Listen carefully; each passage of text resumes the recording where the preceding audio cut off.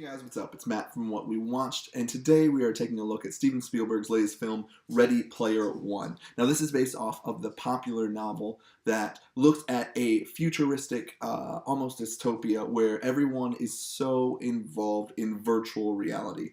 We've seen in recent years that virtual reality is becoming more and more realistic and more open to the masses. If you have a smartphone, you can now have a VR headset and play games and even go into these worlds where virtual reality it becomes actual reality.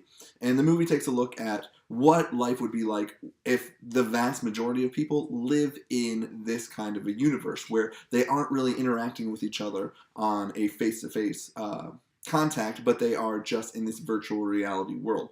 And basically what it was a pop culture icon just mesh. The film, as a film overall, as a storytelling device, was pretty good. It wasn't a mind-blowing story. It wasn't a story that hasn't been told a million times, but it was entertaining, visually very stunning. Me and my wife actually went to a drive-in to see this.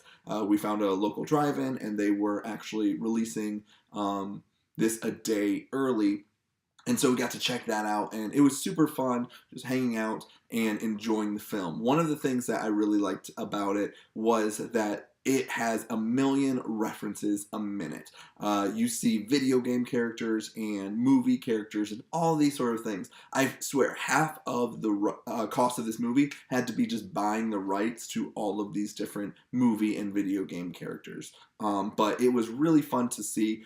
But the problem with that for me is that I feel like it will get old quickly. I think that it is worth maybe even a second or third watch just because there's so much coming at you that you probably miss a lot of the cameos. You miss a lot of characters and little winks at the camera of this movie or that video game. And it would be really fun to watch it through and kind of just intentionally be looking for as many references as you can find.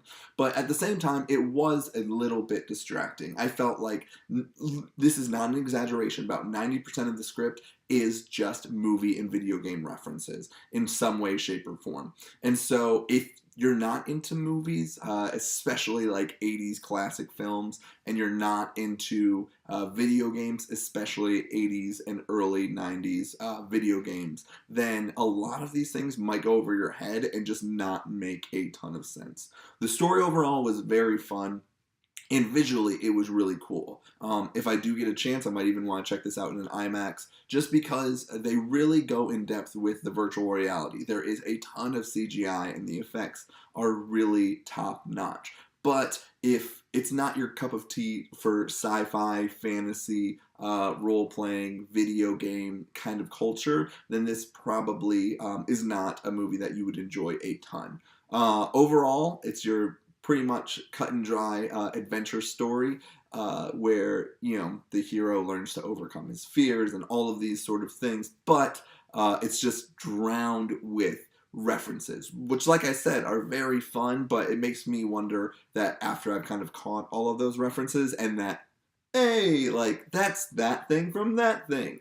Once that dies down, how good of a film it will still be. I really enjoyed myself. It's definitely worth a watch, especially, like I said, if you're a big pop culture junkie like myself. So I would definitely recommend that you check out this movie, but one little caveat is just be ready for the entire time. Maybe it is a good idea to check it out at something like a drive-in, because I felt like about every 30 seconds I was turning to my wife and be like, did you see that? That's King Kong from the movie, or oh, that's that video game character from this video game. Oh, that line is funny because, and you will just find yourself kind of being so excited about seeing all these almost, I don't even want to call them Easter eggs because they're not necessarily hidden and they're everywhere, but all of these, I guess, Easter eggs that are throughout the film that kind of call back to all of these nostalgic things that you love. So definitely check it out. It's a visual, really, really fun movie to watch, just from a visual standpoint. Not super creative beyond the fact of,